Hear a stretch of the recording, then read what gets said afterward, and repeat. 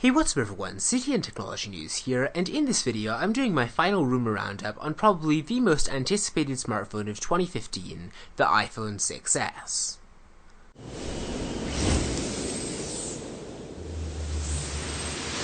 So Apple's latest iPhone is actually due to release on September the 9th, and a ton of leaks have been circulating on what Apple will be delivering in their upcoming model. Since this is an S release, I originally wasn't quite as excited about this phone as I was about the iPhone 6 originally, but now that I've actually spent some time researching the various rumors and leaks going around about the iPhone 6s, I'm getting more excited all the time. So first off, the new iPhone 6s is probably going to be getting an all-new screen with Force Touch and haptic feedback. Basically, this is the same technology that Apple packaged into the new MacBook, and it adds an entirely new way to interact with your phone. When you press harder on the screen, sensors in the phone are going to detect the increased pressure by measuring the increased surface area occupied by the finger. Your device then responds with haptic feedback, a tap, that gives you the illusion you've actually pressed down on a physical button. Now there are a ton of practical applications for this. For instance, by pressing down on a location on a map, you might automatically trigger driving directions to the location without having to press the root button.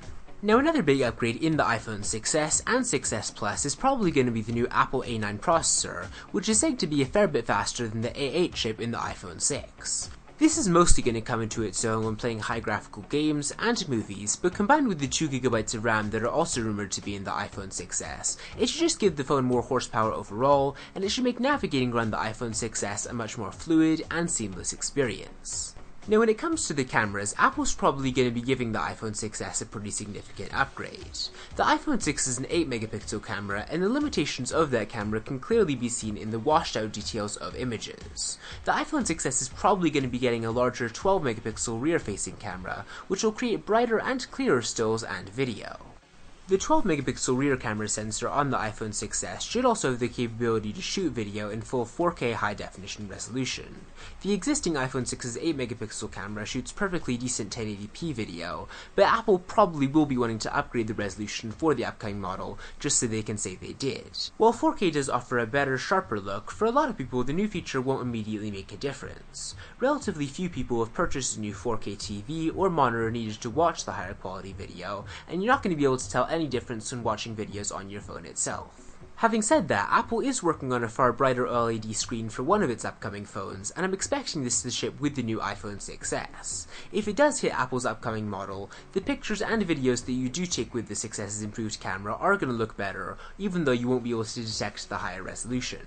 Now to protect this new and improved display from being damaged or bent, Apple's probably going to be putting some harder aluminum into their upcoming model as well. Apple really was paying attention to the bendgate controversy, and they basically strengthened the metal in the inner wall of the iPhone 6s's backplate around the volume buttons, which is the place that the iPhone 6 was shown to bend. Also, the screws that hold everything together are in different places inside the phone now, which should help spread out the tension when the iPhone 6s is in sort of a compressed situation or if someone's trying to bend it, and it probably should prove that the iPhone 6s won't be as bendable as the iPhone 6. And while I'm talking about the new design, I actually do believe the rumors that the new 6s is going to be coming in two new colors, rose gold and then also a darker shade of space gray.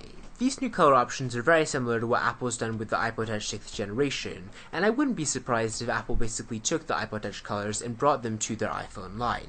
The rose gold version is a slightly darker version of the gold version that Apple's been offering for quite a while now, and then the new space gray color option is basically like a graphite version, which is similar to what older iPhones looked like before Apple introduced the entirely new color scheme. But anyways, that's pretty much all the big upgrades that people are expecting to see in the iPhone 6s. As you can see, the design of the upcoming model is very similar to the iPhone 6 in keeping with Apple's tradition, but that's not necessarily a bad thing since the 6s will probably be faster, more powerful, and it should have a better camera as well. But let me know what you're excited to see in the iPhone 6s in the comments below. Be sure to stay tuned to my channel for more on the iPhone 6s when Apple unveils it at their event on September 9th. Definitely be sure to give this video a thumbs up if you enjoyed it and you are excited by what Apple is planning, and I will see you next time.